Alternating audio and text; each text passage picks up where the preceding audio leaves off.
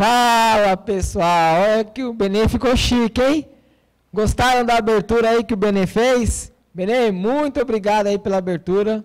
Ficou sensacional, que maravilha. Vocês já estavam aí com saudade da sessão da tarde, né? Da nossa quarta préve. Hoje eu estou aqui com a minha digníssima companheira, minha esposa, meu amor, né, amor?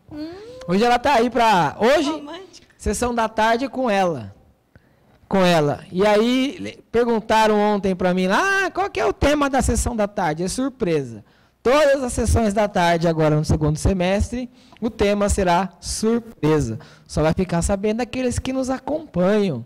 E depois que vê o vídeo aí. Então, não esqueçam de convidarem os seus amigos a participarem aqui do nosso programa da sessão da tarde. Nós fazemos isso daqui para vocês. Então, já copia aí o link aí da URL, já joga lá no grupo do WhatsApp, põe lá no Facebook ao vivo. Voltamos aí à nossa sessão da tarde, nas quartas-feiras, toda quarta-feira, às 15 horas. Começamos a nossa sessão da tarde. Enquanto isso, o Benê está passando aí os meus contatos para vocês. E eu quero agradecê-los mais uma vez por estarem aí acompanhando a nossa quarta prévia, por permitir que possamos entrar aí no seu conforto do seu escritório, no conforto da sua casa, o seu tempinho que você tem aí, a atenção que você nos dá pelo seu tempo, que é muito precioso. E para vocês aí, os colegas que só estão ouvindo, não conseguem assistir, ou porque está atendendo algum cliente, ou porque está acompanhando pelo celular alguma coisa, vocês aí que só estão nos ouvindo, muito obrigado mesmo pela sua participação aqui com a gente. E o tema da sessão da tarde de hoje é mitos e verdades nos benefícios por incapacidade. Vai falar do build? Não, claro que não. Vai falar do pente fino do INSS? Não, só um pouquinho do pente fino, do build, só botar mel na boca de vocês, tá bom? Certo? Lembrando não, né? Só reforçando para aqueles que quiserem adquirir lá o nosso curso de formação do previdenciarista, no site do Legale está com acesso até 30/8.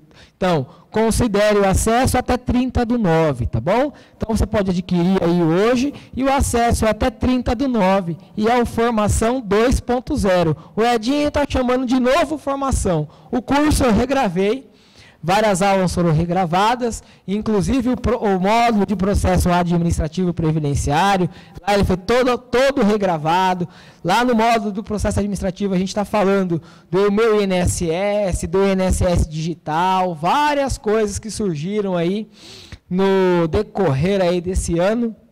E eu regravei o módulo de processo administrativo, regravei também o módulo de cálculos. Agora você tem uma planilha que faz o cálculo para você de forma automática. Quer saber como? Vai lá no site do Legale e adquira a formação do previdenciarista. Eu estou chamando de formação 2.0. O Edinho está chamando novo formação. Se você quer conhecer um pouco também das nuances do direito empresarial previdenciário, tem o curso da Cindy lá no site do Legale também, o curso de como é que chama o curso? Habilitação para advocacia empresarial previdenciária. Um curso de habilitação para advocacia empresarial previdenciária, 16 horas de curso. 16 horas de curso, tem bastante coisa aí para vocês, tudo novo aí para vocês. E mais uma vez, muito obrigado aí pelo seu carinho, pela sua participação. Não posso esquecer de falar do kit. Dos kits, né? Tem o kit do empresarial da Cindy e tem o kit Agência Prévia Total meu, lá no site do Legale, em materiais à venda. O kit está a sua apostila na 5ª edição, toda atualizada. Então, vai lá no site do Legale e adquira agora o kit do INSS Prévia Total. E também, se você curte aí a parte empresarial, quer conhecer, tem o kit da Cindy, com apostila, com os modelinhos lá, tudo para vocês aí utilizarem no seu dia a dia da advocacia previdenciária. E eu espero vocês lá no curso de formação, ou no meu curso de formação, ou no curso de habilitação da Cindy. Vai lá no site do Legale, dá uma olhadinha nos cursos online lá e fique por dentro. Vou deixar vocês aqui com a Cindy hoje, quarta-feira, essa quarta-feira é dela. Semana que vem, estou aqui para falar de alguma coisa para vocês aí do direito previdenciário. Qual é o tema? O tema é surpresa, tá bom? Beijão para vocês aí, muito obrigado. E eu volto aqui para me despedir de vocês antes de terminar. Vou deixar a Cíndia aqui à vontade com vocês. Ela vai tocar o barco aí, porque ela nada de braçada nos benefícios por incapacidade. Tchau, gente. Pô, vai lá. Boa aula, viu? Rebenta, Léo. Um beijinho. Obrigada. Todo mundo. Tchau. E aí, minha gente, tudo bem? Eu sou a professora Cindy Fernandes, para quem não me conhece, sou esposa do professor Michel. Gosto bastante dessa parte aí dos benefícios por incapacidade, tanto na parte do segurado quanto na parte da empresa. A gente acha que os benefícios por incapacidade não surtem efeito para a empresa, mas é o que mais surte efeito, na verdade. Mas hoje eu estou aqui para conversar um pouquinho com vocês sobre a parte do segurado. Porque não é raro a gente ouvir assuntos assim, tipo na fila do banco, uns assuntos assim que a gente... Quando a gente menos espera, surgem esses assuntos de benefício. Que a INSS está cortando benefício de todo mundo, que isso, que aquilo outro. Então, o que a gente vai fazer hoje é conversar um pouquinho sobre os mitos e verdades dos benefícios por incapacidade. O que a gente acha que é verdade, o que a gente acha que é mentira, e também tem o depende, né? A gente vai avaliar aí a situação dentro do depende. Beleza? Então, bora lá. Aqui estão os meus contatos, meu Facebook, tem aqui meu YouTube, o canalzinho do YouTube que chama PrevTube, Cindy Fernandes, e também tem o meu canal de professora aqui do Legale, professora Cindy Fernandes, tá? Pode acessar lá e fazer a inscrição. E tem aqui também o meu e-mail para você, se você tiver alguma dúvida, pode encaminhar lá, que sempre que eu sei, que também não sei tudo, mas sempre que eu sei, eu respondo e tento ajudar. Na maior boa vontade. Antes da gente começar a saber dos mitos e verdades, a gente precisa falar quais são os benefícios, né? Porque senão não tem como, porque tem gente que confunde os benefícios. Até isso. Por exemplo, é muito comum a pessoa achar que auxílio doença acidentário é auxílio acidente, sendo que auxílio acidente é uma outra modalidade de benefício, é um outro tipo de benefício. Né? A gente vai estudar cada um deles, mas é importante a gente saber que cada benefício, auxílio doença, aposentadoria por invalidez e auxílio acidente, que são os benefícios por incapacidade, tem duas formas de acontecerem. Eles podem ser ou previdenciário ou comum, também como chamam, ou acidentário. Por que eu falei comum ou previdenciário? Previdenciário são todos os benefícios, na verdade, só não são os que são da assistência. Mas é muito comum a gente ouvir falar assim, um benefício é previdenciário e o outro é acidentário. É errado falar assim? Não, não é errado. Só que tem gente que, para distinguir melhor o benefício comum do acidentário, prefere chamar ele de comum do que de previdenciário. As duas formas estão certas, não tem problema nenhum. Tá? Mas é importante a gente distinguir quais são esses benefícios. Aqui a gente tem o auxílio doença, que pode ser comum ou acidentário. O comum é o B31 e o acidentário é o B91. Cindy, qual desses benefícios gera estabilidade? O que gera estabilidade é esse aqui, ó, o acidentário, o B91. Tá? A aposentadoria por invalidez, que também pode ser comum ou acidentária. E tem também o auxílio acidente, que também pode ser comum ou acidentário. Como assim, Cindy? Eu nunca ouvi falar que benefício de auxílio acidente pode ser comum. Para mim, era sempre acidente de trabalho. A gente vai ver isso, que eu trouxe isso como um dos mitos para a gente discutir. Mas, de primeiro, de pronto, é importante a gente saber que existem esses 3 benefícios e cada um deles tem suas 2 espécies. Beleza? E é importante também conhecer esses códigozinhos aqui, ó. B31, B91, B32, 92, 36 e o 94. Quando eu não sei se o benefício é comum ou acidentário, eu posso olhar através do código que ele traz. Se o código for 31, 32 ou 36, é um benefício comum, ou seja, é um benefício de doença de qualquer natureza. Quando eu falo de benefício acidentário, 91, 92 ou 94, eu estou falando de benefícios que foram concedidos em virtude de um acidente de trabalho ou de uma doença equiparada a acidente de trabalho. A legislação, a Lei 8.213, ela traz diversas situações que enquadram também as doenças ocupacionais como acidente de trabalho, e tem uma série de outros acidentes também que não necessariamente acontecem dentro da empresa, mas que também são considerados acidentes de trabalho. Tudo isso você encontra nos artigos 19, 20 e 21 da Lei 8.213 de 91. É muito importante que você conheça a redação desses 3 artigos.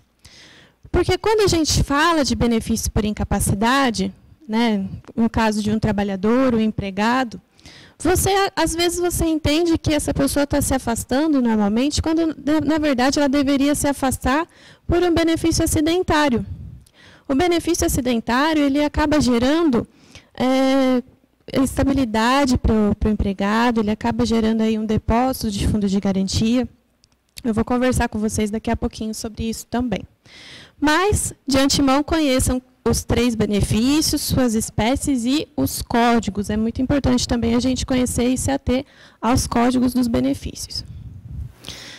Lá na Constituição Federal, no artigo 201, inciso 1, ela traz para a gente: a Previdência Social será organizada sob forma de regime geral, de caráter contributivo, de filiação obrigatória, observados critérios que preservem o equilíbrio financeiro e atuarial, e atenderá nos termos da lei a: inciso 1, cobertura dos eventos de doença, invalidez, morte e idade avançada.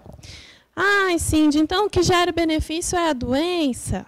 Não, a gente vai ver daqui a pouco que o que gera o benefício é a incapacidade para o trabalho, não é a doença. Não necessariamente eu vou ter uma doença e ela vai me incapacitar para o trabalho. Isso é muito comum de acontecer. Por exemplo, o portador de diabetes. O portador de diabetes, muitas vezes, ele toma lá o medicamento dele, ele faz o tratamento com a insulina, por exemplo, e consegue ter uma vida normal. É lógico que ele vai ter lá os picos dele de diabetes, vai passar mal naquele momento, mas normalmente, habitualmente, a vida dele continua normal, ele continua trabalhando. Ele é uma pessoa doente e nem por isso ele é uma pessoa incapaz. Então, quando a legislação fala em doença, na verdade ela deveria estar falando em incapacidade, não em doença. É que talvez, né, usar o termo incapacidade ficaria um pouco mais difícil, não sei. E aí o que a gente escuta? Jornal não sei o quê falou que quem tem depressão tem direito ao auxílio-doença. Quem tem não sei o quê vai aposentar por invalidez. E, na verdade, não é assim. Quando a gente está falando de benefício por incapacidade, a gente tem que avaliar cada caso, cada pessoa e, principalmente, cada função que essa pessoa exerce. Porque não basta que ela esteja doente e talvez incapaz para algumas coisas se ela não estiver incapaz para o exercício da função dela. Isso acontece também. E isso é o que mais acontece, na verdade, porque quando se chega lá no INSS para passar pela perícia, o que o perito médico ele tem que avaliar? Ele não vai avaliar se você está doente ou se você está bom. Ele vai avaliar, na verdade, ele teria que avaliar qual é a função que você exerce e de que forma aquela doença ela te incapacita de exercer aquela função. Então, é isso que tem que ser avaliado dentro dos benefícios por incapacidade. E não pura e simplesmente qual é a doença, porque a gente vai ver que doença qualquer um pode ter, incapacidade não. Tá? Então, a previsão constitucional do auxílio-doença, dos benefícios por incapacidade em geral, estão aqui no artigo 201 da Constituição Federal. Auxílio-doença. Bom, para quem já está aí há algum tempo, assistindo a sessão da tarde, já está careca de ouvir tudo que eu estou falando aqui. Né? O pessoal já está craque, esperto, mas tem gente que está chegando agora no direito previdenciário. Com esse negócio do BILD, da Operação Pente Fino, os segurados eles estão procurando escritórios de pessoas especializadas ou não. E aí o cara está lá no escritório dele, o advogado, de repente chega uma pessoa com um comunicado de decisão e fala assim, doutor, olha, meu benefício foi cessado, o que eu vou fazer agora? O INSS cortou meu auxílio-doença, o INSS cortou minha aposentadoria, o que eu faço? E aí o advogado, para não passar para um outro colega e não perder o cliente, ele acaba pegando essa causa. Só que quem não é da área, né, quem não conhece o direito previdenciário, tem que começar a dar uma estudada para não fazer meleca na vida desse segurado. Porque o cara ele já está meio que na roça, né? O benefício foi cessado, já está ali, talvez, devendo aluguel, está com problema para colocar comida na mesa. Então, se ele pega um advogado desinformado, talvez a situação dele venha só a piorar. E é por isso que a gente precisa sempre relembrar quais são os conceitos dos benefícios por incapacidade. Porque, como eu estava dizendo nos slides anteriores, tem muita gente que ainda confunde os benefícios. Né? Com auxílio-doença acidentário, com auxílio-acidente é o mais comum. A empresa que eu trabalhava, por exemplo, todas as vezes eu tinha que corrigir as pessoas. Olha, não é auxílio-acidente, é auxílio-doença acidentário. Cada um tem a sua particularidade, um é totalmente diferente do outro. Então, quem já está aí de macaco velho assistindo a nossa sessão da tarde, me perdoe, mas eu preciso falar um pouquinho sobre os conceitos dos benefícios por incapacidade, tá? Então, o auxílio-doença, ele está lá na Lei 8.213, no artigo 59. O auxílio-doença será devido ao segurado que, havendo cumprido, quando for o caso, o período de carência exigido nessa lei, ficar incapacitado para o seu trabalho ou para a sua atividade habitual por mais de 15 dias consecutivos. Então, qual é o benefício de auxílio-doença? O benefício do auxílio-doença é aquele lá que o pessoal agenda a perícia, aí passa no exame pericial e o perito concede o auxílio-doença, porque ela ficou mais de 15 dias afastada do trabalho e aí, depois disso, ela ainda não se sentia apta para retornar ao trabalho. Então, quando isso acontece, às vezes a empresa ou às vezes o próprio segurado, ele agenda uma perícia no INSS através do 135 ou através do site, para que essa pessoa ela seja submetida ao exame clínico e tenha aí o período de benefício dela. Então, esse é o auxílio-doença. O auxílio-doença é para incapacidade temporária, tá bom? Diferente da aposentadoria por invalidez.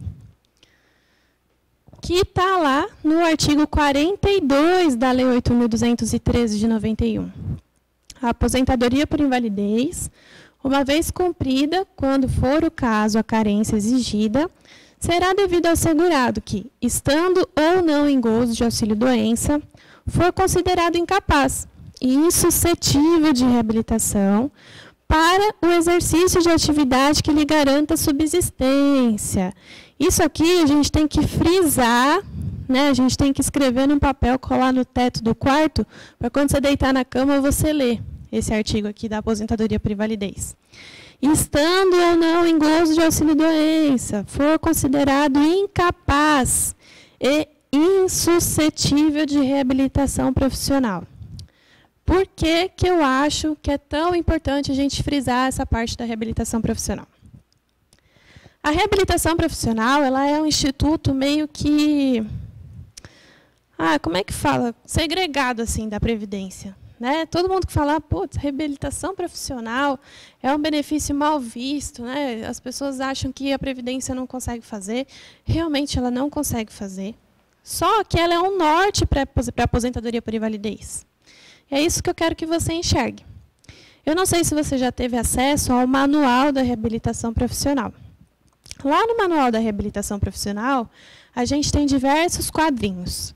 Vou tentar desenhar um aqui, para poder explicar para vocês. Deixa eu tomar uma água aqui, porque eu sou de ferro.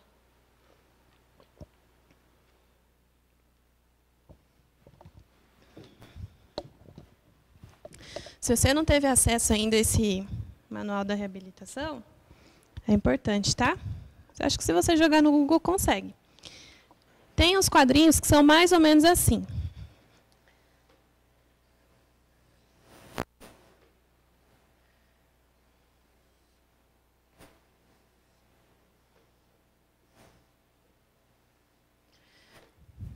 eles pegam e fazem assim, ó. É mais ou menos assim a sistemática da reabilitação. Eu vou ter aqui a minha idade e a escolaridade. Por exemplo, tá? Eles têm vários quadrinhos, não são só esse, não é só esse. De idade eu tenho lá até 30 anos, de 30 a 50, de 50 em diante, certo? E eu vou ter lá de escolaridade, fundamental, médio, superior. Nem sei se é assim mais que fala, fundamental, médio, superior. Deve ser ainda, né? Se não mudou. Quando eu tenho lá, por exemplo, eu não sei, tá, gente? Estou fazendo da minha cabeça, não sei se é exatamente isso.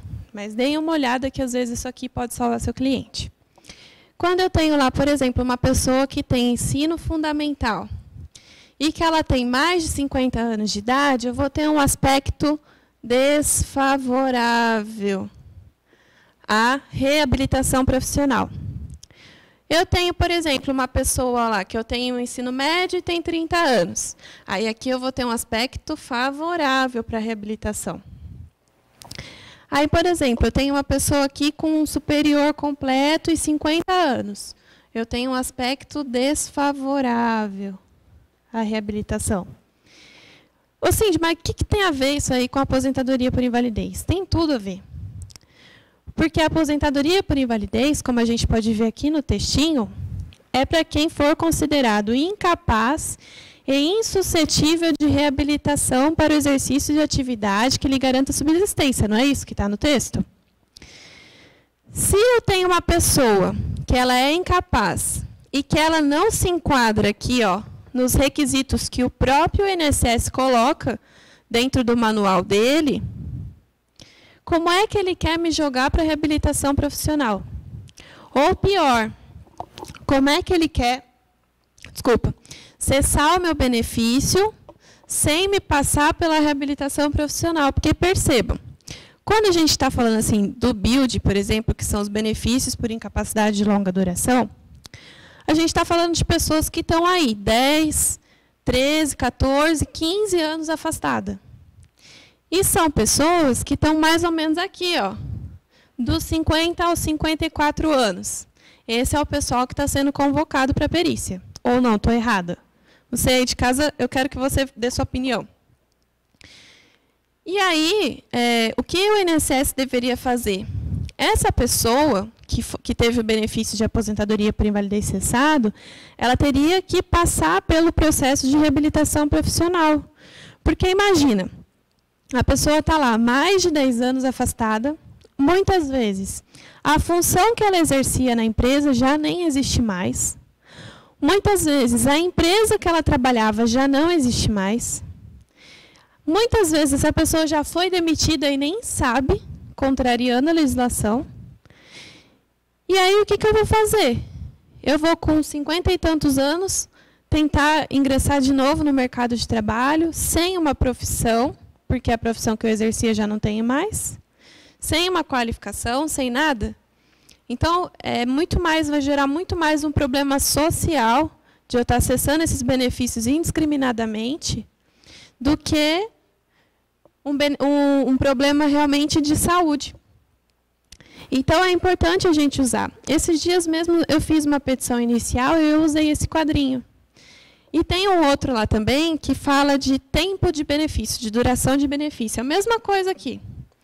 Só que ao invés de estar aqui a escolaridade, está aqui, por exemplo, eu tenho até 2 anos, até 5 anos, até sei lá quantos anos. Então, eu vou encaixando o meu segurado de forma que ele fique desfavorável à reabilitação profissional. Porque se eu sou insuscetível de reabilitação, então eu me enquadro no texto legal da aposentadoria por invalidez. E aí você acaba excluindo, você acaba fazendo o encaixe desse segurado por exclusão. Não é legal? Eu coloquei todos esses quadrinhos aqui na minha petição inicial. Ficou show de bola. Eu acho que você deveria começar a adotar isso na sua petição também, porque fica um negócio bem didático para o juiz. Porque, gente, vamos e convenhamos, né?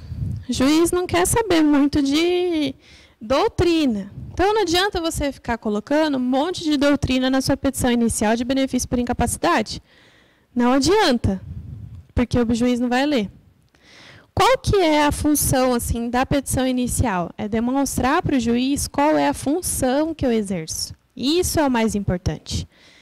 Eu tenho que fazer uma petição inicial onde na qualificação, né, onde eu vou colocar lá qual é a minha função, não colocar, por exemplo, desempregado.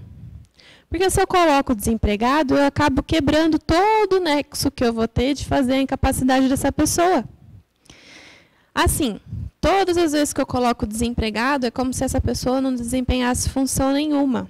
Então, como é que eu, o juiz, vou saber que essa pessoa está inapta para o trabalho se eu nem sei qual é o trabalho que ela desenvolve? Então, essa é a função da petição inicial de um benefício por incapacidade. Demonstrar qual é a relação da doença com a função que eu exerço. E não simplesmente chegar lá no Google, digitar o nome da doença, pegar um monte de coisa da doença e jogar lá na petição inicial, sem fazer nenhum tipo de nexo com o meu trabalho. Ô, Cindy, mas a gente não está falando de acidente de trabalho. Eu também não estou falando de acidente de trabalho. Eu estou falando de benefício comum, benefício previdenciário, não acidentário. Então, por isso é que é tão importante a gente ter em mente qual é a função, e isso aqui, esse quadrinho, ele traz muito isso para a gente. Se eu tenho o superior completo, é porque eu já tenho uma função, certo? Agora, se eu tenho o superior completo e uma idade já mais para frente, né? Esse aqui é novo ainda, né? Vou falar que é velho, com 50 anos, não. Pessoa nova. Só que o que tem que ser levado em consideração? A possibilidade dessa pessoa que já se formou lá no passado de exercer uma nova função, aprender e exercer. Até porque a gente tem que ter em mente que a reabilitação profissional, ela teria que trazer para o segurado o mesmo padrão de vida que aquela profissão ali que ele se formou traria. Então, por isso que é tão complexa a reabilitação profissional. E é por isso que o INSS simplesmente esquece que ela existe e deixa de fazer.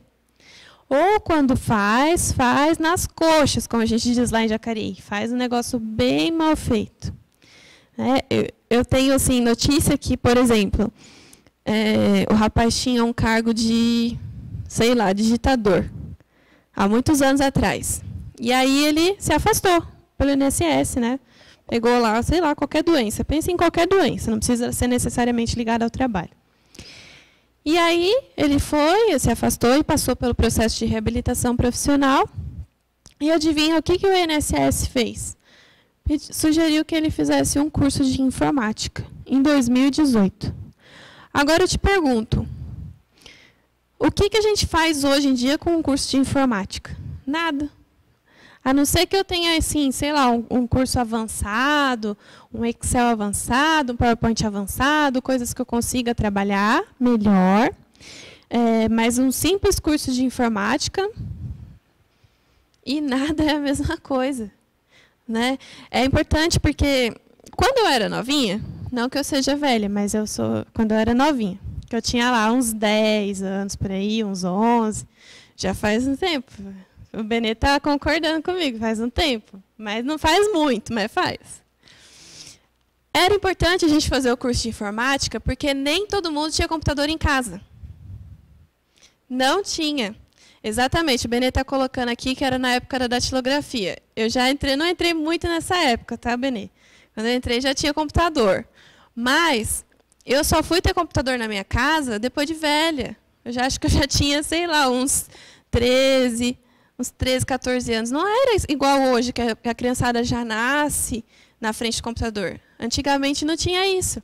Então, o que a gente fazia? A gente fazia os cursinhos de informática, que era para poder aprender, mexer no Windows, mexer no Word, no Excel. Hoje em dia, se você sabe mexer nisso ou não, se você fez curso para isso ou não, o YouTube está aí para te ensinar, por exemplo, se você não sabe. Então, hoje, um curso de informática para fazer uma reabilitação profissional e nada é a mesma coisa. Eu entendo assim. Então, quando você vai falar de aposentadoria por invalidez, é muito importante você deixar claro que essa pessoa ela não tem condições de ser reabilitada. E aí você vai utilizar o próprio manual da reabilitação profissional do INSS a seu favor. Você vai falar assim, olha, o próprio INSS, no manual dele de reabilitação, entende que essa pessoa não tem condições de ser reabilitada, ela tem um aspecto aí desfavorável. Sim, disso é lei, né? O INSS vai entender sempre assim? Não. O manual da reabilitação profissional é um norte, né, para eles. Mas, já que eu tenho esse documento a meu favor e contra o INSS nesse caso, e é bom que você analise o caso do seu cliente, cada um de um jeito, eu vou usar, sim, esse documento. Tá? Então, por isso que é bem importante a gente conhecer o manual da reabilitação e usar a reabilitação como uma exclusão da possibilidade de eu retornar ao mercado de trabalho, de forma que eu teria que automaticamente ser aposentado por invalidez. Eu, Cindy, entendo assim, tá? Não, considerando que eu não sou muita gente, mas eu sou um pouquinho. Mas aí eu entendo assim. Eu gosto de usar essa parte a meu favor, se eu tenho essa possibilidade. Certo? Então, aposentadoria por invalidez, estando ou não em gozo de auxílio-doença, isso é importante. Foi considerado incapaz e insuscetível de reabilitação. Isso é que é o texto importante que a gente tem que guardar. Insuscetível de reabilitação para o exercício de atividade que lhe garanta subsistência. Beleza? Então, vamos passar. Auxílio-acidente. Como eu estava falando, é muito comum as pessoas confundirem o auxílio-acidente com o auxílio-doença acidentário. E um não tem nada a ver com o outro. Eu posso ter um auxílio-acidente que foi gerado em virtude de um auxílio-doença acidentário. Tá? Mas um benefício e o outro não são a mesma coisa, eles não se conversam assim diretamente. Mas o que a legislação traz para a gente que é o auxílio-acidente? O artigo 86 está lá. O auxílio-acidente será concedido como indenização ao segurado quando, após a consolidação das lesões decorrentes de acidentes de qualquer natureza, resultarem sequelas que impliquem redução da capacidade para o trabalho que habitualmente exercia. Aqui, nesse trecho aqui da legislação, nesse artigo, a gente já responde vários mitos que a gente vai ver mais para frente. Mas o que tem de importante? Que o auxílio-acidente ele é uma indenização. Por que eu recebo essa indenização, professora? Porque você ficou com algum tipo de sequela para o seu trabalho. O auxílio-acidente ele tem que ser concedido para a pessoa que tem um pouco mais de dificuldade para exercer a função. Não quer dizer que eu tenho que ter uma sequela assim que eu não consigo fazer mais nada, não é isso. Eu consigo ainda trabalhar, só que para uma pessoa normal, eu tenho que exercer, eu tenho que ter um pouco mais de gasto de energia para fazer a mesma coisa que uma pessoa normal faria tranquilamente. Então, quando ele gera esse esforço maior para a pessoa fazer alguma coisa, essa sequela que ela ficou em virtude de um acidente de qualquer natureza, quando ela gera esse esforço, é o que dá direito ao benefício de auxílio-acidente. Então, todo mundo assim, que tem algum tipo de sequela e que essa sequela atrapalhe o trabalho dele, né, de alguma forma, ele tem que exercer um pouquinho mais de esforço que seja, já gera o direito ao benefício de auxílio-acidente. Se você observar lá no decreto 3.048, eu não lembro, acho que é o anexo 2, não, anexo 4, acho que é o anexo 4 do decreto 3.048, tem lá uma série de possibilidades de concessão do auxílio-doença. Tem lá uma tabelinha, auxílio-doença não, desculpa, auxílio-acidente. Tem lá uma tabelinha e vai falar assim, perda auditiva, cegueira, amputação dos membros inferiores, amputação dos membros superiores, 9 dedos. Tem uma série de coisinhas lá que acabam gerando o auxílio-acidente, mas não é só aquilo, não precisa você se prender à tabelinha que tem lá no decreto. Tá? O que você tem que comprovar é que eu, em virtude de um acidente de qualquer natureza, fiquei com uma sequela e essa sequela dificulta o meu trabalho de alguma forma. Tá bom? O rol que tem lá não é exaustivo, não é taxativo, é um rol meramente exemplificativo. Tá bom? E agora, vamos lá então, para o primeiro mito. Se eu tenho uma doença, tenho direito ao auxílio-doença? Não, como a gente estava falando, o fato de eu ser doente não quer dizer que eu tenha direito ao auxílio-doença. São coisas totalmente distintas. O que gera direito ao auxílio-doença é a incapacidade para o trabalho. A gente vai ver aqui, ó, que a Organização Mundial da Saúde ela já conceituou o que é incapacidade. É importante a gente ter esses conceitos. Qualquer redução ou falta resultante de uma deficiência ou disfunção da capacidade para realizar uma atividade de maneira considerada normal para o ser humano ou que esteja dentro do espectro considerado normal. Então, o que eles estão falando aqui? Qualquer redução ou falta da capacidade. Toda vez que eu tenho uma redução, e nesse caso da redução a gente pode enquadrar lá no auxílio acidente, se ele consegue ainda trabalhar, mas tem uma redução, ou falta da capacidade. Então, aqui a falta da capacidade a gente pode enquadrar tanto na aposentadoria por invalidez, quanto no auxílio-doença, para realizar uma atividade de maneira considerada normal para o ser humano. Então, isso é que é a incapacidade. Sabe aquele negócio que a mãe da gente sempre falava assim, você não é todo mundo? Mas a gente tem que acabar se nivelando. Né? Para um homem médio, aquela questão do homem médio que a gente conhece na faculdade, então, para o homem médio, isso é fácil de fazer? De que forma que um homem médio faria isso de forma normal para ele? Então, tudo isso a gente tem que nivelar. E, principalmente, eu não sei se eu coloquei aqui, mas o professor André Bittencourt, no livro dele, ele tem um livro que eu deixei lá no final do material, um livro muito, muito, muito bom. Acho que é o melhor livro de benefício por incapacidade que a gente tem hoje. Ele traz ainda, complementando esse conceito aqui da incapacidade, que tem que ser avaliada os fatores, os riscos do ambiente em que essa pessoa vive. Então, tudo isso tem que ser avaliado, a redução ou a falta da capacidade, e também os fatores e os riscos que essa pessoa está exposta. Cindy, você está falando risco só de risco de aqueles riscos da aposentadoria especial? Não, né, gente? Eu estou falando de um risco no modo geral. A que tipo de ambiente essa pessoa está exposta? Porque o risco, não necessariamente ele vai gerar uma aposentadoria especial, a gente sabe disso. Mas isso não impede desse risco me causar algum tipo de doença. Ou impede? Não. Eu tive recentemente num curso lá na Fundacentro sobre nanotecnologia. Não sei se você já ouviu falar sobre nanotecnologia, é um negócio muito louco. É uma partícula muito, muito, muito, muito, muito pequena, mais fininha do que um fio de cabelo. E essas partículas, elas podem gerar diversas doenças, que os órgãos do governo ainda nem sabem qual é o tipo de doença que essa partícula vai gerar. E essa é a discussão deles, né? Da exposição e tal. Mas o fato de eu não ter a regulamentação ainda da nanotecnologia não quer dizer que ela já não esteja me causando doença. E sabe o que é engraçado? Uns dias depois que eu fui no curso, eu vi uma notícia daquele talco, sabe aquele talco famoso lá que a gente passa na bundinha do neném?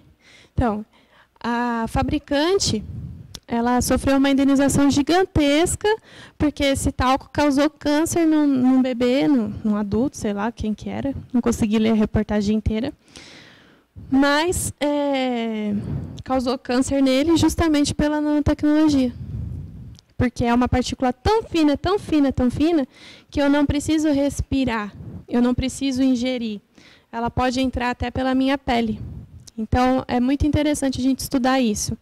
Então, vocês imaginam, se um talco de bebê pode causar câncer, imagina o que o resto das coisas não pode causar. Então, quando o segurado chegar lá no seu escritório e falar assim, doutor, eu estou doente e tal, procure saber a que tipo de agente nocivo ele está exposto.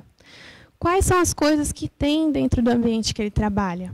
Porque muitas vezes o próprio ambiente também pode estar deixando ele doente. E aí a gente está diante não de um benefício por incapacidade comum, a gente está diante de um benefício por incapacidade acidentário. Certo? E tudo isso para falar da incapacidade. Né? Porque é importante, gente. Esses conceitos são super importantes para colocar na petição inicial. Não fica colocando doutrina, mas alguns conceitos são legais de você explicar para o juiz. Não precisa nem colocar ipsis literis do jeito que está aqui. Mas você pode colocar isso do seu jeitão. Tá? Número 2. Algumas doenças isentam da carência. O que é carência? Assim, já é aquele carência que a minha amiga tá, que o namorado dela terminou com ela? Não, não é isso. Carência é o número mínimo de contribuições que eu verti ao sistema. A Lei 8.213, ela traz para a gente que cada benefício tem um número mínimo lá de contribuições. Esse número mínimo é chamado de carência. No caso dos benefícios por incapacidade, aposentadoria por invalidez e auxílio-doença, a carência é de 12 meses. Mas tem o artigo 151 dessa mesma lei, que traz um monte de doenças que podem gerar a isenção do pagamento da carência. Ou seja, eu me filiei ao sistema, estou trabalhando faz pouco tempo, mas eu descobri que estou com uma dessas doenças aqui do artigo 151 e não cumpri ainda os 12 meses que precisaria para eu ter direito ao benefício. Então, quando eu estou diante de alguma dessas doenças aqui, desse artigo 151, o INSS não pode me negar o benefício em virtude da falta de carência. Que doenças que são essas? Assim, de aqui, ó, tuberculose, hanseníase, alienação mental, esclerose múltipla, hepatopatia grave, neoplasia maligna, cegueira, paralisia irreversível. Então, todas essas doenças aqui, se eu for diagnosticado com uma delas, eu tenho a isenção da carência. Beleza? Então, nesses casos aqui, o INSS não pode negar. Sim, é só nesses casos que o INSS não pode negar? Não. Quando a gente está falando também de um acidente, seja ele do trabalho ou um acidente de qualquer natureza, também fica isento da carência. Tá bom? Mas aí tem que comprovar, né, um monte de coisa. Aí dá um pouco mais de trabalho. É muito comum também, vocês vão pegar, provavelmente aí no escritório, o pessoal que está agora tendo os benefícios cessados, né? Não, desculpa, benefício cessado não. O pessoal que começou a trabalhar agora e está querendo se afastar. E aí o INSS vai negar o benefício por falta de carência, quando não for um desses casos. E aí a pessoa fala assim, não, então a obrigação é da empresa de pagar o meu benefício, né? De pagar meu salário, mesmo eu estando incapaz para o trabalho. Mas não é bem assim não, viu, campeão? Porque a jurisprudência trabalhista, ela tem decidido que quando se trata de não preenchimento do requisito do benefício, que é a carência é um dos requisitos do benefício. Quando se trata desse não preenchimento do requisito da carência, a empresa não tem que fazer o pagamento desses valores, desses salários. Então, na verdade, quando o segurado não preenche a carência, a gente já está diante de um novo limbo jurídico previdenciário. Porque não tem na legislação nada que fale que, olha, a empresa está obrigada a fazer o pagamento, né, dos salários enquanto ele fica em casa. Também não tem nada que fale que ela não tem que pagar. Também não tem nada que fale assim, que ele vai ter direito ao benefício, se não está na legislação, nenhuma dessas hipóteses. Então, a pessoa fica ali meio que ao Deus dará. E isso a gente pega com frequência, tá? E isso não é responsabilidade da empresa. É importante fixar isso, porque muitas vezes a gente pensa, eu vou entrar com uma reclamação trabalhista, porque era obrigação da empresa, né, de fazer o pagamento. Mas não é bem assim não, tá? É sempre bom dar uma pesquisada na jurisprudência quando a gente está falando de limbo jurídico. Porque o limbo jurídico ele muda toda hora. Mas o que a gente tem de mais relevante? A empresa me chamou, eu não fui, responsabilidade minha. Eu fui e a empresa não me deixou entrar, responsabilidade da empresa, e a gente vai falar um pouquinho mais para frente, porque também tem o mito sobre o limbo jurídico. A aposentadoria por invalidez é para sempre. Durante muito tempo, essa foi uma afirmação que permeou aí os assuntos de fila de banco. Ah, agora aposentei por invalidez, estou tranquilo, nunca mais vou voltar a trabalhar. Mas não é bem assim, né? O governo está de olho em todo mundo, tanto isso é verdade que ele fez agora essa tal dessa Operação Pente Fino. Essa Operação Pente Fino é nova, assim, isso é tudo novidade? Não, gente. A Previdência Social sempre teve obrigação de fiscalizar os benefícios concedidos. Qual era o problema? Que ela não fazia. Antigamente, antes da alteração legal, as perícias tinham que ser bianuais. As pessoas aposentavam por invalidez e a cada 2 anos deveriam ser convocadas para uma nova perícia que avaliasse a capacidade dela e se a pessoa continuaria ou não aposentada por idade. Isso acontecia? Nunca. Nunca aconteceu. Aí o governo de olho nessa situação, falando do tal do rombo da Previdência, que tem rombo, que isso, que aquilo outro, eles criaram a Operação Pente Fino. A Operação Pente Fino está errada? Não está errada. Eu, sim, entendo que não. Sabe por quê? Tem muita gente por aí, muita gente que está aposentado indevidamente. E aí essas pessoas que estão aposentadas indevidamente, elas estão tirando o lugar de quem deveria estar aposentado e não está. E aí eles usam essa desculpa sempre dos benefícios não programáveis, que são os benefícios por incapacidade, para falar que a Previdência tem um rombo, mas não é bem assim a história. A gente sabe que existe aí um pessoal, e eu estou no meio deles falando que não tem rombo da Previdência. Procure saber. Não tem mesmo. Tá? Mas por isso é que é importante o pente fino, que é justamente para falar, então você está fazendo a Operação Pente Fino, um monte de benefício foi cessado. Eu tenho a notícia de que cada 10, 8 estão sendo cessados. Então é muita, muita, muita gente que está aí nesse negócio de agora restabelecer o benefício. Então, agora, mais do que nunca, é o momento de você estudar benefício por incapacidade, porque é o que vai chover no seu escritório. Não porque as pessoas querem continuar mamando na teta do governo, como dizem por aí, não é isso. É que muitas vezes elas estão realmente incapazes. E aí você vê, a pessoa está incapaz, aí o INSS vai lá e corta o benefício dela. E aí no mês que vem ela tem todas as contas dela para pagar. Ela tem aluguel, ela tem água, ela tem luz, ela tem que fazer compra, ela tem que cuidar do filho. E aí você tem que estar preparado e tentar fazer essa tutela do benefício por incapacidade ser implantada o mais rápido possível. Por que eu falo tutela? Porque eu, Cindy, não gosto de fazer benefício por incapacidade no administrativo. Eu acho que a única coisa que não dá para fazer no administrativo é o benefício por incapacidade, porque demora muito. Não que no GEF seja muito rápido, não estou falando isso. Só que no GEF a gente ainda tem um pouquinho mais de malemolência aí para tentar falar com o perito, fazer pergunta, né, fazer quesitos para o juiz e tal. E no administrativo a gente não tem essa oportunidade. Malemar a gente consegue entrar na sala do perito. E aí quando você vai recorrer, você agenda o recurso lá para... Hoje a gente está... no dia... Que dia é hoje? Dia 15 de agosto, aniversário do meu avô. Parabéns, vô. A gente está no dia 15 de agosto e a gente vai conseguir agendar um recurso só lá para o dia, sei lá, de 15 de janeiro, por exemplo. E nisso a pessoa está passando fome. Porque, além de tudo, ela está doente e não consegue trabalhar. Essa é a situação que a gente está tendo hoje. Então, a aposentadoria por invalidez é para sempre? Não, não é para sempre. Assim que o INSS verificar que a pessoa está capaz, novamente, para o trabalho, ele vai colocar essa pessoa de volta para o mercado de trabalho para cuidar da vida dela, né? Nada mais que justo. E é justamente o que eu coloquei aqui. O INSS sempre teve a possibilidade de fazer uma revisão dos benefícios, que deveria perdurar enquanto houvesse a incapacidade ou insuscetibilidade de reabilitação profissional.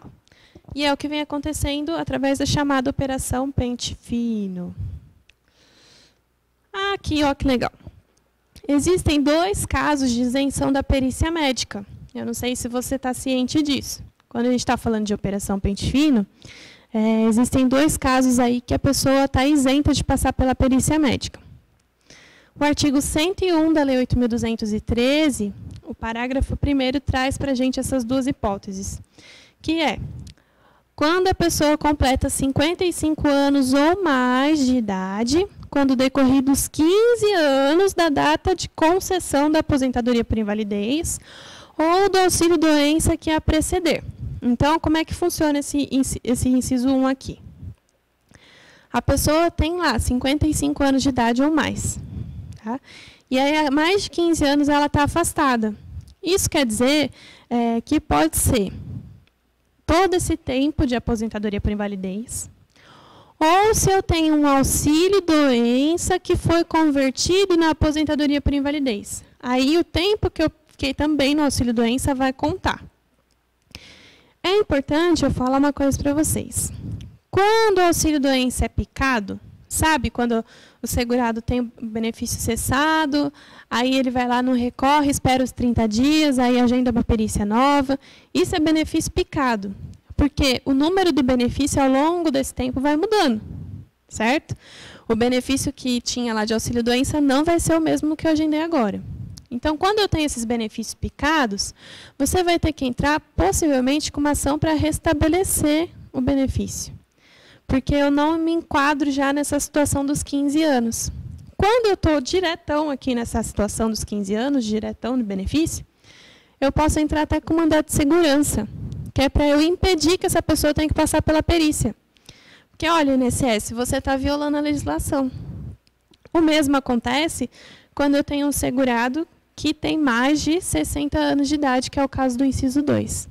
Quando a pessoa tem mais de 60 anos, ela também está isenta de passar pela perícia médica. Tá bom? Então, nessas 2 situações aqui, tem que ficar bem esperto, porque o que o INSS está chamando? Né? O pessoal que tem aí 55, eles estão chamando. O pessoal que tem mais idade aqui, eles estão chamando. E tem também o pessoal que está aqui, ó, antes dos 55, está ali na sua casa, dos 53, 52, 54. Tem gente que está nessa situação há 18 anos, por exemplo. Eu estou há 18 anos recebendo aposentadoria por invalidez e estou com 54 anos. Tem o que fazer? Não tem? Nesse caso, vai ter que ainda comprovar a incapacidade para o trabalho e não a violação da lei. Tá bom? Uma coisa é uma coisa, outra coisa é outra coisa. Bom, antes da gente passar para o próximo mito, vamos fazer um intervalinho, porque já está na hora. Nossa, passa rápido o tempo, né? Eu fico aqui e você também não sai daí, que eu estou te esperando, tá bom? Até já.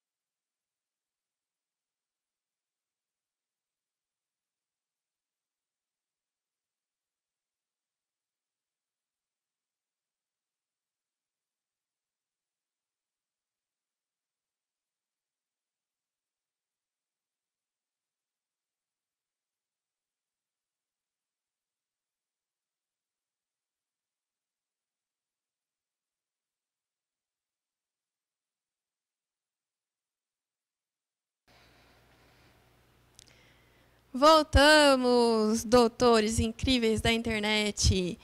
Agora vamos continuar, então? A gente parou no 4º mito ou verdade e ainda tem mais um monte, porque tem 12. Ah, o passador está aqui. Peguei a caneta achando que era o passador. Então, vamos lá. O 4º é: auxílio acidente não permite retorno ao trabalho. Que mentira, hein? Não tem nada disso, não. Auxílio acidente permite, sim, o retorno ao trabalho. Não tem problema nenhum, pode voltar à vontade. Tá? O que pode acontecer nesses casos do auxílio acidente? Talvez aí uma readaptação, uma reabilitação dessa pessoa na função dela. Então, isso pode acontecer, mas não impede de retornar ao trabalho, não. Onde é que está isso, Cindy? Está no próprio conceito aqui do auxílio acidente, ó. Ó, aqui. O artigo 86 da Lei 8.213 traz lá para a gente. O auxílio acidente será concedido como indenização ao segurado quando, após a consolidação das lesões decorrentes de acidente de qualquer natureza, resultarem sequelas que impliquem redução da capacidade para o trabalho que habitualmente exercia. Então, o que ele está falando aqui, ó? É redução da capacidade para o trabalho, não é inaptidão para o trabalho. São coisas diferentes, tá? Então, quando você quiser procurar o fundamento do porquê que o auxílio acidente me permite retornar ao trabalho, a própria definição legal traz para a gente, que impliquem na redução da capacidade. Se eu tenho uma redução da capacidade para o trabalho, eu posso trabalhar. O que vai acontecer é que eu vou ter um pouco mais de dificuldade, certo? Opa, estou voltando em vez de ir para frente.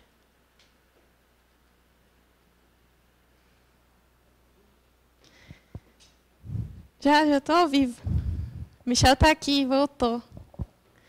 Bom, então, o auxílio acidente é o benefício que tem caráter indenizatório, em virtude da sequela que vai reduzir a capacidade para o trabalho, podendo o segurado retornar sim, não tem problema nenhum. E é importante falar um pouco do auxílio acidente, porque é um benefício que você vai receber até a aposentadoria. Né? Aposentadoria por invalidez? Sim, não. Aposentadoria qualquer uma, por idade, por tempo de contribuição.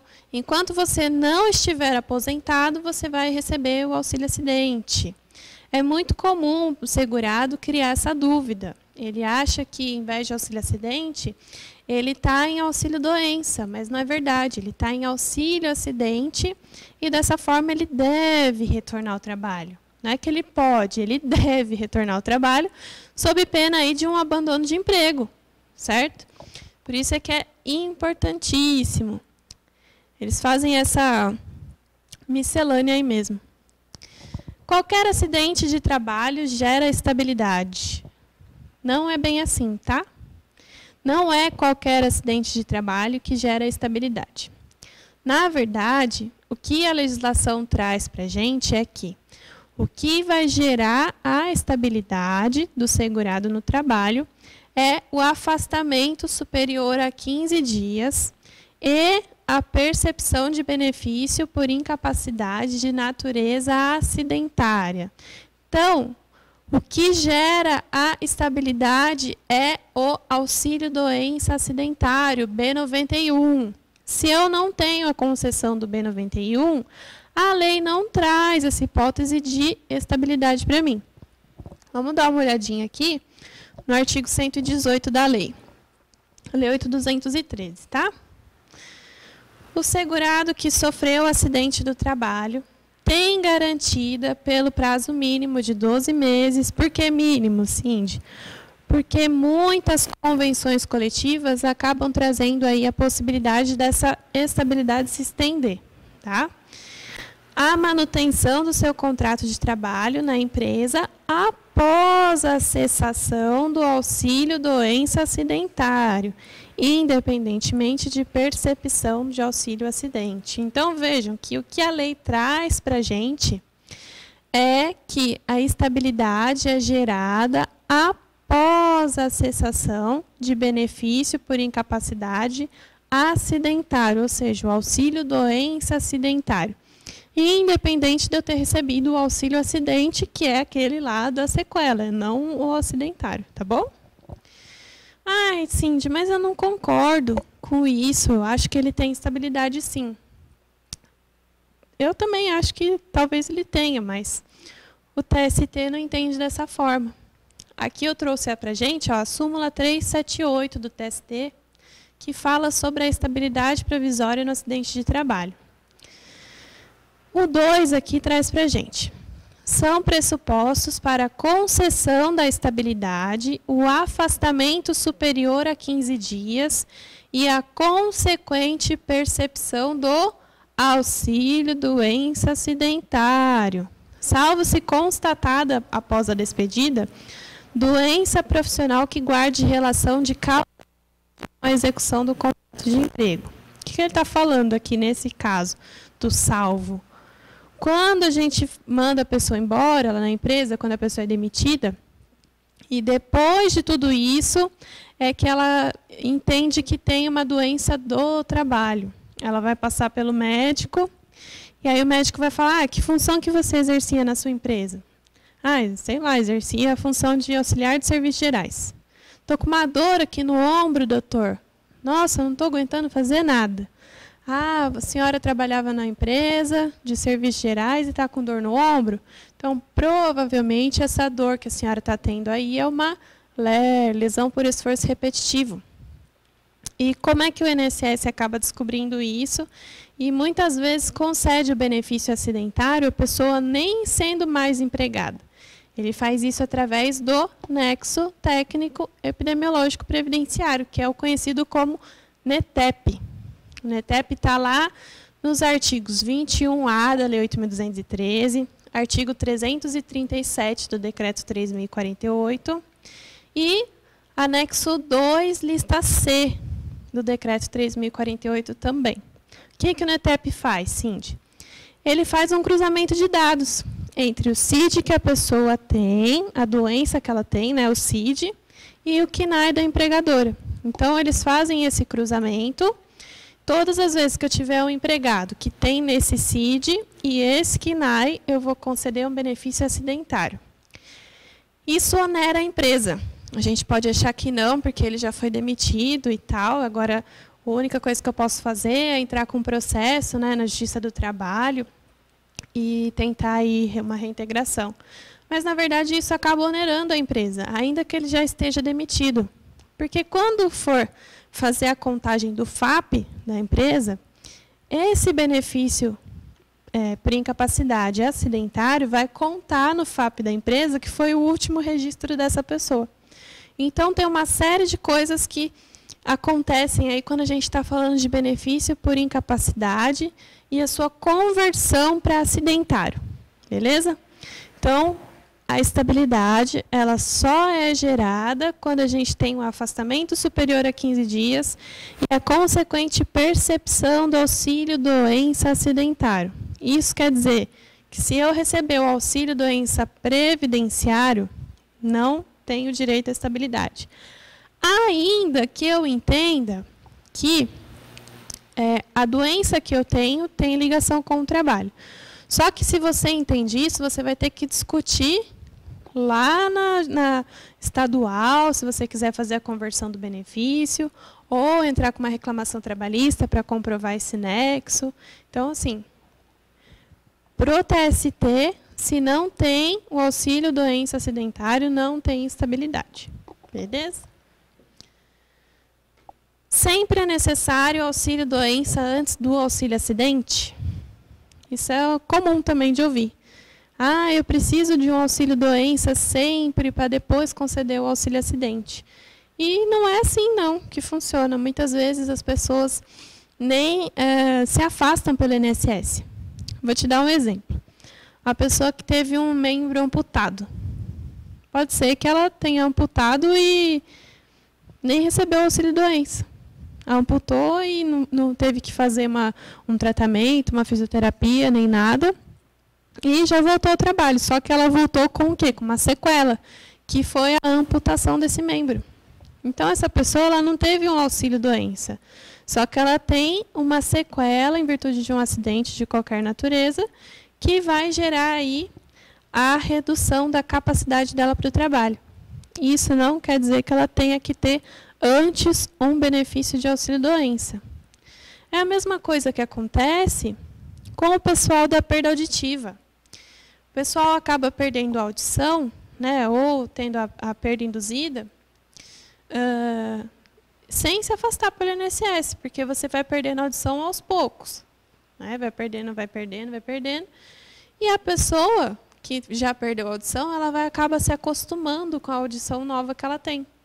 E aí o que vai acontecer? Ela vai colocar o aparelhinho lá no ouvido e vai continuar a vida que segue. Né? Ela está capaz para o trabalho. A não ser que ela tenha aí alguma função que ela use muito a audição e essa perda acabe atrapalhando. Mas, normalmente, não vai ter a concessão de auxílio-doença. O que vai ter direto é a concessão do auxílio-acidente. E para isso não tem problema nenhum. Normal, tranquilo. Auxílio-acidente é só para os acidentes de trabalho? Não, também. Como a gente viu lá no conceito do auxílio-acidente, o auxílio-acidente é para acidentes de qualquer natureza. Tem um livro que é muito bom do professor Vladimir Novaes Martinez, que ele trata dessa questão do auxílio-acidente de qualquer natureza. Foi esse que o Cláudio participou, não foi, amor?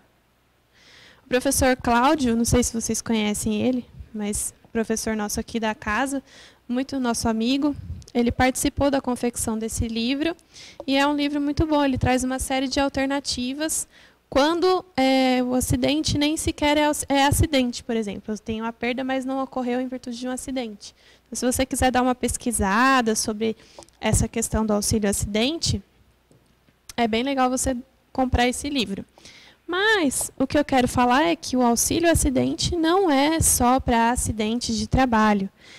É muito comum a gente ouvir as pessoas falando, mas nossa, eu achei que o auxílio-acidente era acidente de trabalho. Não, é acidente de qualquer natureza. Onde que eu acho isso, Cindy? Na própria definição da lei que a gente acabou de ler. Ele fala lá, acidentes de qualquer natureza. Então, não tem nada a ver. Mas e se for um acidente de trabalho? Também entra nessa questão do acidente de qualquer natureza. O fato de ser um acidente do trabalho, e aí entra também as doenças ocupacionais, que se equiparam a acidentes de trabalho, também servem para a concessão do auxílio-acidente. Aqui, ó, eu trouxe de novo o texto do artigo 86. Lesões decorrentes de acidente de qualquer natureza. Então, não há que se falar aí que auxílio-acidente é só nos casos de acidente de trabalho. Não é, não. No limbo jurídico, não precisa voltar ao trabalho. Sim, de que você está botando esse tal desse limbo jurídico aí no meio do benefício por incapacidade? Porque está ali ligadinho com o benefício por incapacidade. A pessoa, para estar no limbo jurídico, ou ela está em um benefício por incapacidade, né, acabou de sair, ou está buscando entrar no benefício por incapacidade. O que é o limbo jurídico? Só para a gente poder conceituar. O limbo jurídico nada mais é do que aquela pessoa que ela não tem direito ao benefício, porque o INSS não constatou a incapacidade dela para o trabalho. Mas, quando ela chega lá no médico do trabalho, o médico do trabalho da empresa também não permite que ela retorne ao trabalho. E aí ela fica assim, sem ter para onde ir. É o tal do emparedamento. Se você for buscar a jurisprudência, colocar em emparedamento você também vai achar. Então, ela fica nessa situação, que ela fica sem benefício e sem salário. Como essa situação, em geral, não tem um nome, ela é chamada de limbo justamente pela ausência da legislação. Ontem mesmo eu estava gravando um curso sobre limbo jurídico, e é muito interessante que tem um professor que chama Anderson Ângelo Viana Costa. Ele tem um livro sobre gestão de afastados para empresas. E nesse livro, qual é o posicionamento dele? né, do professor Ângelo. Ele fala que não existe essa lacuna, não existe essa ausência de legislação.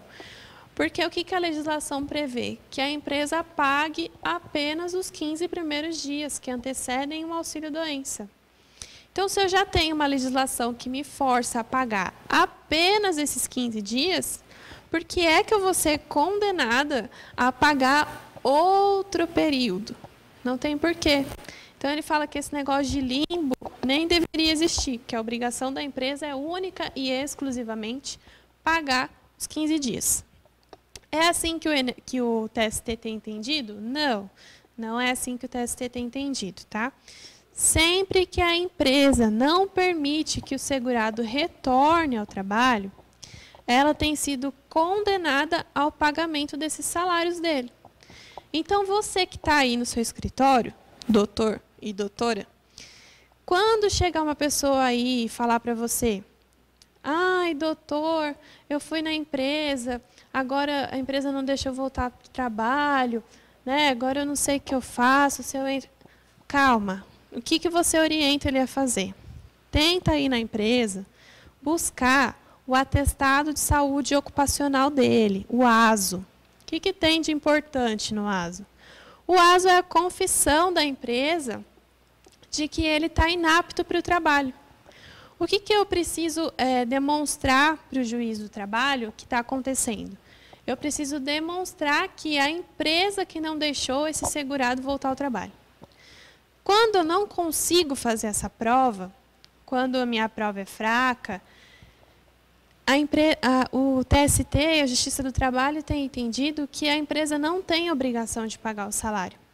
Então, sempre que for possível, né, e é uma obrigação da empresa de fazer isso, de fornecer o atestado de saúde ocupacional, que está lá na norma regulamentadora número 7, NR7, que trata do PCMSO, você vai achar a obrigatoriedade da empresa de entregar uma via desse documento para o segurado e ficar com uma lá para ela. Então, você tem sim fundamentação legal. Se, porventura, a empresa não fornecer esse documento, né, para o segurado, só ele indo lá e pedindo, o que você vai fazer? Você vai fazer uma notificação extrajudicial para essa empresa, informando quais são os motivos, principalmente essas normas legais, e falando que é um direito dele ter acesso ao atestado de saúde ocupacional. E é importante também você ter acesso a esse documento, e eu vou falar para você por quê. Espera aí, só um minutinho, deixa eu molhar a garganta aqui.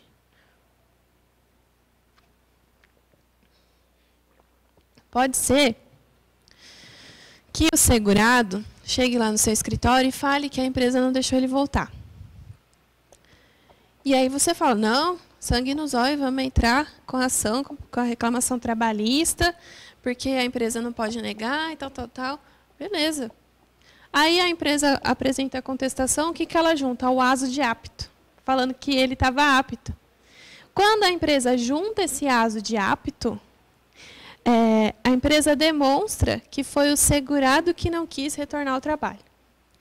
Então, é sempre bom você ter acesso a esse documento antes de você ingressar com a reclamação trabalhista ou com qualquer processo que você vai entrar, porque esse documento é que vai te demonstrar a verdade do que está acontecendo. Não adianta você simplesmente confiar no segurado, porque muitas vezes ele entende errado, né?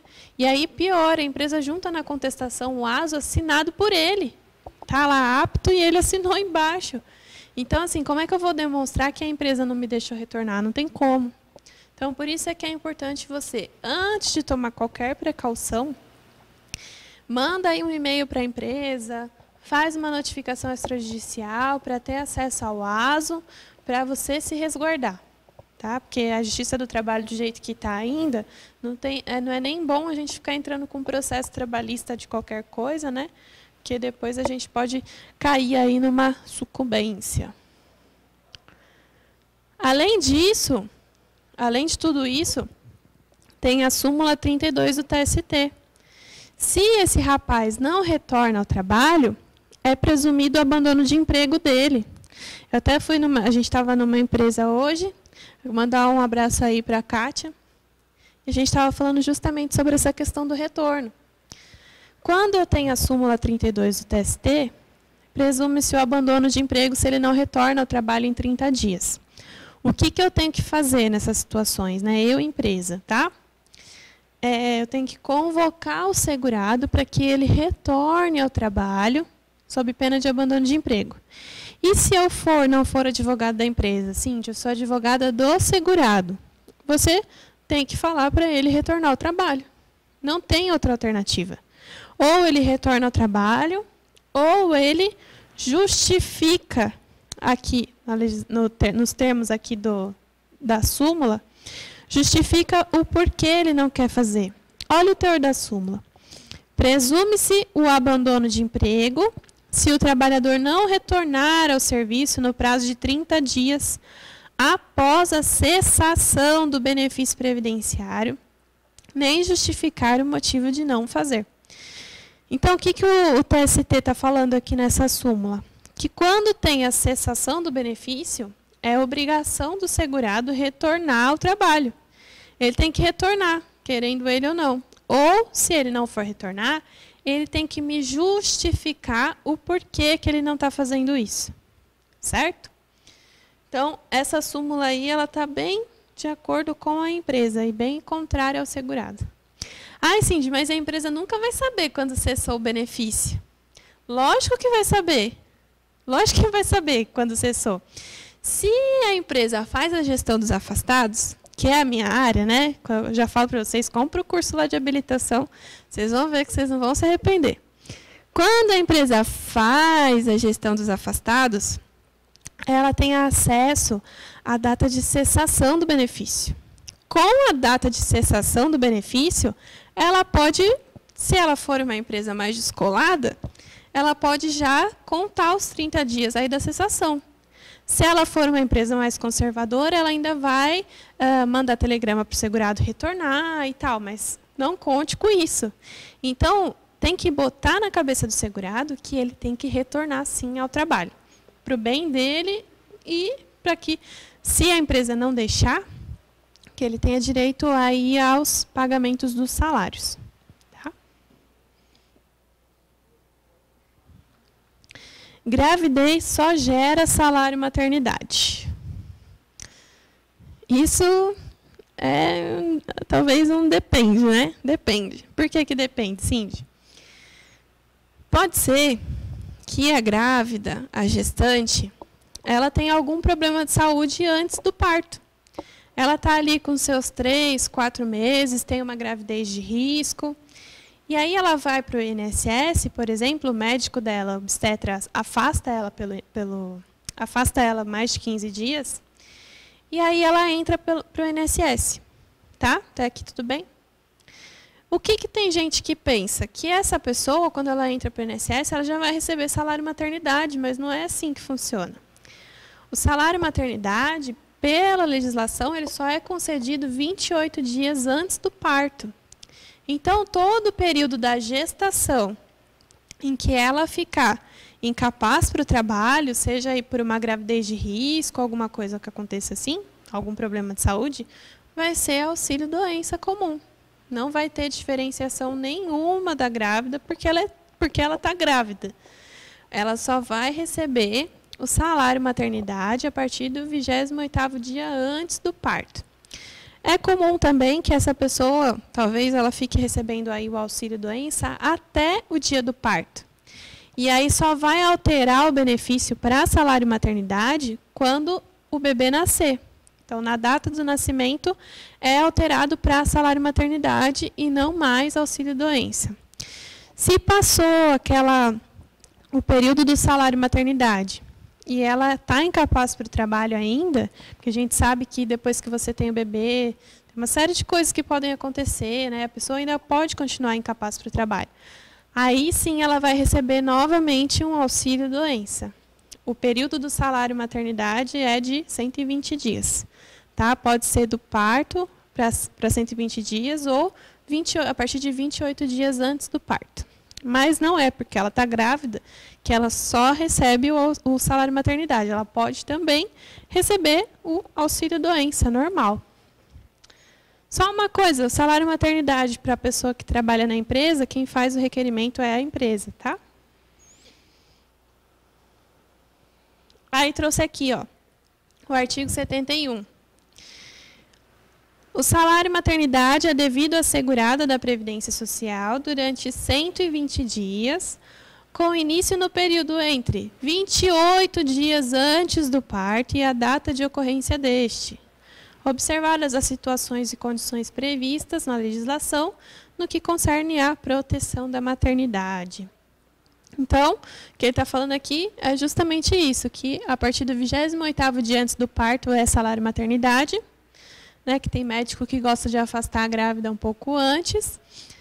E, se não for nessa situação, é auxílio doença normal. Beleza? Todas as ações de benefícios por incapacidade são na Justiça Federal. Outra mentira, né? Nem todas as ações de benefício por incapacidade são da Justiça Federal. Quem falou isso para você está mentindo. Tem a competência também da Justiça Estadual. Quando que eu sei, Cindy? Como eu sei que é competência da Justiça Estadual? Quando a gente está falando de acidente de trabalho, benefício acidentário. Todas as vezes que eu estou falando de benefício acidentário, eu vou tratar direto na estadual. Ô, Cindy, mas e se eu quiser fazer um restabelecimento de benefício, esse benefício é previdenciário, eu quero restabelecer e fazer a conversão dele para acidentário. Também é na estadual, a competência é da Justiça Estadual de restabelecer esse benefício e fazer a conversão. Agora, se não tem nenhum tipo de relação com acidente de trabalho, a competência é da Justiça Federal. Tá? Aqui em São Paulo, que a gente tem o GEF, até 60 salários mínimos, a competência é absoluta do GEF, Juizado Especial Federal, ou da Vara Previdenciária, né? E aí nos outros locais que não são aqui em São Paulo, Justiça Federal Comum. Tem ainda a hipótese também da competência delegada. O que é isso? É quando não tem Justiça Federal no local, e aí existe a possibilidade da vara comum fazer a análise desses benefícios. Aqui o artigo 109, inciso 1, traz para a gente, ó, as causas em que a União, entidade autárquica ou empresa pública federal forem interessadas na condição de autoras, rés, assistentes ou oponentes, exceto as de falência e as de acidente de trabalho, e as sujeitas à Justiça Eleitoral e do Trabalho. Então, o que ele está falando aqui? Que todas as vezes que se tratar de União, entidade autárquica ou empresa pública federal, eu estou falando de Justiça Federal, exceto nos casos de acidente de trabalho. Sempre bom abrir uma preliminarzinha aí, falando da competência quando a gente está entrando na vara comum. Tá? É importante. Eu gosto de fazer isso. A aposentadoria por invalidez cessa de uma vez. Depende. Depende do tempo que você está aposentado.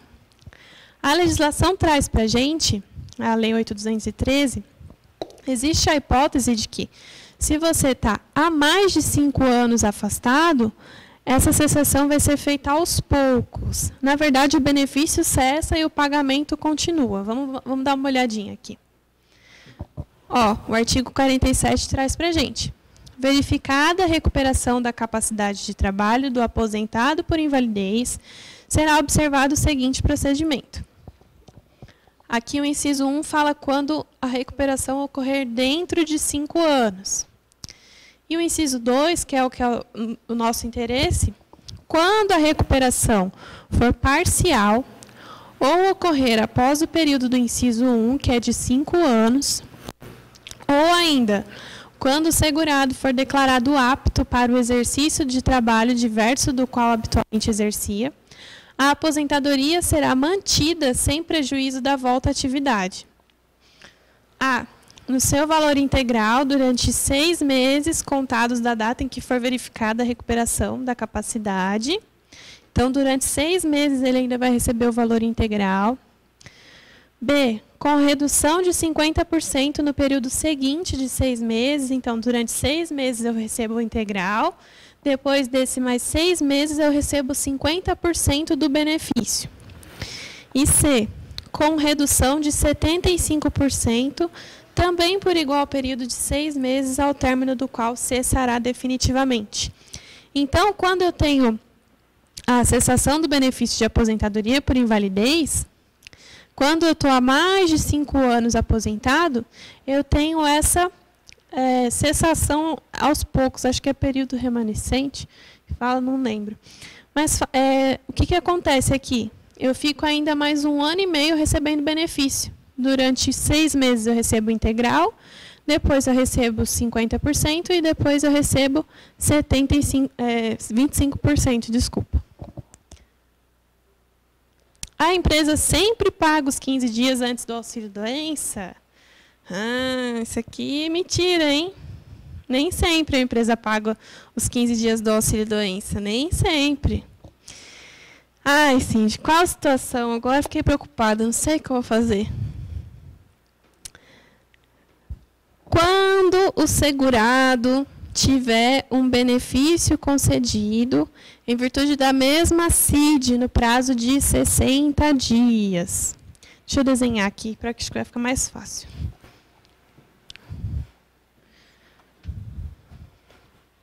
Vamos fazer a linha do tempo. Pela linha do tempo vai ficar um pouquinho mais fácil de entender esse artigo 75. Algumas empresas aí se pegam desavisadas nesses casos e pagam 15 dias, depois pagam 15 dias de novo. E, coitados, mal sabem elas que estão pagando tudo que não devia pagar. E para você, doutor, que está aí falando assim, ai, eu não faço empresa, então fique esperto. Fique esperto porque nem sempre a sua resposta vai ser que é a obrigação da empresa de pagar. Tem uma linha do tempo aqui, tá? Estou trabalhando, me afastei. Aqui, fiquei afastado 15 dias. INSS. Retornei do INSS. Aqui trabalhei. Vamos supor que eu tenha trabalhado aqui 30 dias, tá? E aí, o que acontece? Me afasto de novo. Pela mesma CID. Aqui eu tenho a CID M75, síndrome do manguito rotador. Aqui eu também tenho a CID M75. Certo? O que o artigo 75, parágrafo 3º, traz para a gente? Quando esse novo afastamento aqui, ó, acontecer em menos de 30 dias trabalhados, a empresa não tem que fazer o pagamento dos 15 dias. Porque o benefício que vai ser concedido aqui, ele vai retroagir ao outro benefício e vão ser descontados esses dias aqui que eu trabalhei. Então, olha aqui o que fala o artigo. Se concedido novo benefício decorrente da mesma doença, dentro de 60 dias contados da cessação do benefício anterior, a empresa fica desobrigada do pagamento relativo aos 15 primeiros dias de afastamento. Então, quando chegar aí o cliente no seu escritório, você fala assim, mas é obrigação da empresa de pagar os 15 dias. Nem sempre. Nem sempre, doutor. Nem sempre você está certo assim. E tem mais hipóteses também que a empresa não tem que estar pagando atestado. Olha o parágrafo 4º.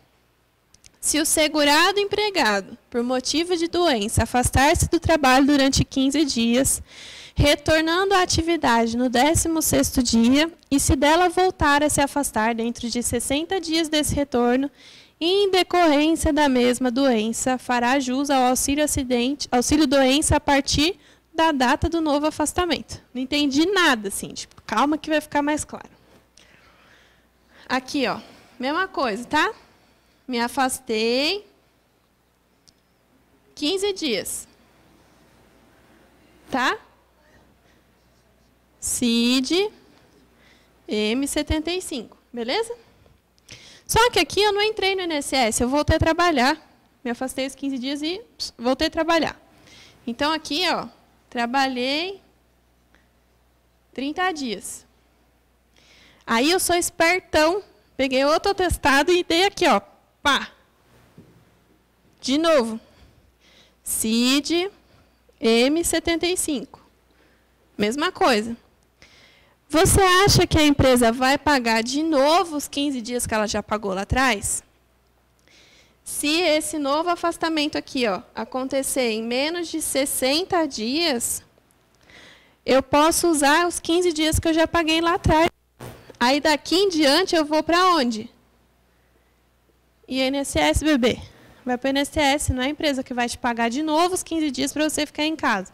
Que senão vira a festa da uva, né? Eu pago 15 dias aqui, aí a pessoa trabalha um pouquinho, aí eu pago mais 15, ela nunca vai para o INSS, essa conta é de quem? Da empresa. Então, é por isso que o parágrafo 4º do artigo 75 do decreto também tem essa oportunidade aí. Mesma coisa, parágrafo 5º. Na hipótese do parágrafo 4º, se o retorno à atividade tiver ocorrido antes de 15 dias de afastamento, o segurado fará jus ao auxílio-doença a partir do dia seguinte que completar aquele período. Então, como é que é? Afastei aqui, mesma coisa, tá? Só que aqui não é mais 15 dias. Eu me afastei aqui por 7 dias. Aí, trabalhei aqui. Trabalhei uma semana. Vamos supor. Aí, o que acontece? Eu pego e entrego um novo atestado. Esse meu atestado, ele vai ter aqui 10 dias. E aí, o que eu faço? Eu peço para o médico falar assim, não, doutor, coloca 10 dias só porque eu não quero afastar pelo INSS, não. Só que o que vai acontecer? Esse período. E esse período, eles vão ser somados. Então, aqui eu já tenho 17 dias. Quer dizer o quê? Que desses 10 dias aqui, ó, desses 10 dias, o INSS vai pagar 2 dias.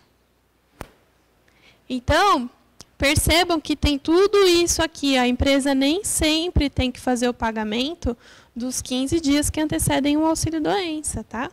É bom ficar bem esperto, porque a gente sabe que hoje ninguém mais quer se afastar com essa confusão que está aí o INSS, que não marca perícia está no build, está no get, no jet, sei lá na onde que está, e não sai o benefício de ninguém, não implanta o benefício de ninguém. Então, o pessoal não está querendo muito sair. Só que, olha os desavisados aqui que ficam entregando um monte de atestado. Pode ser que você esteja sendo já encaminhado para o INSS e nem está sabendo, né? Porque já passou o prazo aqui. O que a empresa teria que pagar são 15 dias. Beleza? Deu para entender? Acho que sim, né? Se não, pergunta aí no chat que eu já vou responder daqui a pouquinho. Referências bibliográficas. Qual que é o melhor livro que eu estava falando? Que eu gosto mais da leitura do professor André Bittencourt. Um livro muito, muito, muito bom. Manual de benefícios por incapacidade laboral e deficiência. O pessoal que gosta também de fazer LOAS, ele traz uma parte muito boa sobre LOAS e sobre deficientes também. Tá? E trouxe aqui uma mensagem, porque eu gosto dessas mensagens, de passar. Afeto e conhecimento são duas coisas que, se você guardar, você perde. Então, vamos transmitir aí afeto e conhecimento, certo? Bom, pessoal, o que eu tinha para passar para vocês era isso. Espero do fundo do meu coração que vocês tenham gostado.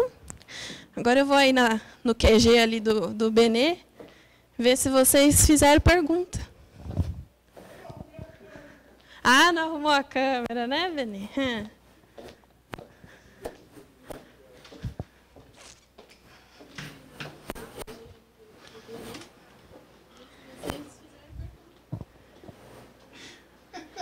Vamos ver aqui. Ai, meu Deus, tô caindo.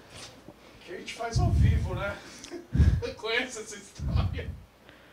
Aí, Figênia, tá esperando a pessoa mexer. Vocês fizeram pergunta de benefício por incapacidade, né? Não. Ou vocês fizeram de LOAS? Vamos ver aqui. Muito lindo, Benê. Que isso, gente? Vocês estão chavecando... Não, é da vinheta de abertura. Ah, achei que vocês estavam chavecando o Benê essas horas aqui da tarde.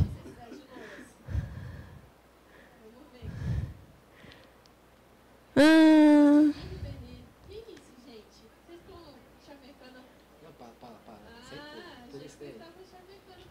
Esse cara, esse é tudo. Não irá encontrar nada.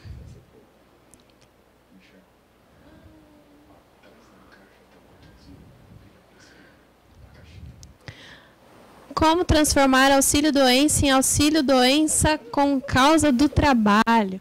A gente vai fazer um curso sobre isso, tá, Andréia? Conversão de benefício por incapacidade comum em acidentário. Mas como é que eu faço? Eu posso fazer isso, tentar fazer administrativamente. Onde é que é, Benelli? Eu posso tentar fazer administrativamente lá no INSS. Faço um pedido normal de conversão de benefício. Provavelmente o INSS não vai responder. Então, o que é mais fácil? Você fazer esse requerimento na justiça mesmo. Tá? Faz uma ação para a conversão desse benefício previdenciário em acidentário. Você pode usar aqui nesses casos o NETEP que eu estava falando. Tem outros nexos aí na legislação. Se tiver CAT, melhor ainda, mas se não tiver, também dá para comprovar tranquilo.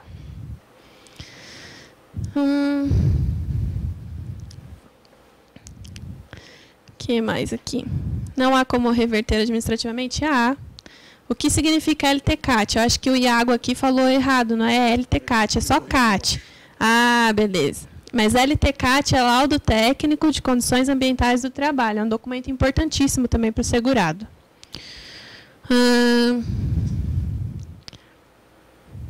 Algum colega mexe com DPVAT?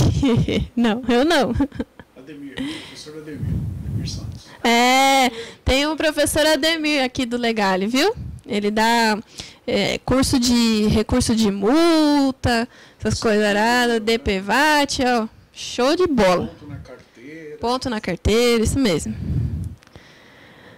Os cursos do professor Michel, você ficará surpresa com os resultados na vida diária.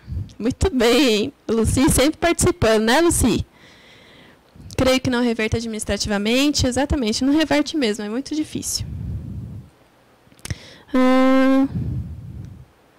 Parabéns, vô da Cindy. Parabéns, hoje é aniversário do meu vô. Vô, um beijo. Muitos anos de vida e muita felicidade para você. Boa tarde, adoro os cursos da professora Cindy. Ai, obrigada. Que ótimo. Tal. Acho que eu expliquei muito bem. Boa tarde. O período que o segurado fica em auxílio-doença ou em auxílio-acidente conta para aposentadoria por tempo de contribuição ou por idade? Doutora Andréia, olha lá o artigo 29, parágrafo 5º da Lei 8.213, tá bom? Dá uma olhadinha lá e depois você me fala.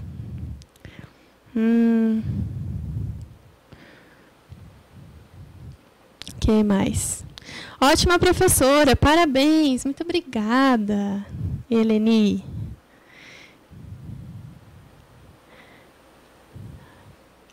Qual o curso, doutora? Aqui, ó, a Faculdade Legal e Virtual. Quem que está hoje? A Ivaneide? A Neide já respondeu aqui para vocês. Habilitação para advocacia empresarial previdenciária. É o meu cursinho, tá, gente? Façam lá que é bem legal. Para quem tem interesse aí de entrar na parte previdenciária empresarial. Agora, quem não quiser também pode assistir, porque aí você vai entender como é que a empresa pensa. Então, se você quiser saber pelo menos como é que a empresa pensa, para usar contra a própria empresa nas suas petições também. Ifigênia. Superando o professor Michel. Eu tenho que comer muito feijão com arroz ainda, viu, filha? Mas tô tentando. Fala o nome do livro de novo. O livro, pessoal, é do professor André Bittencourt, Manual de benefício por incapacidade laboral e deficiência, acho que é isso.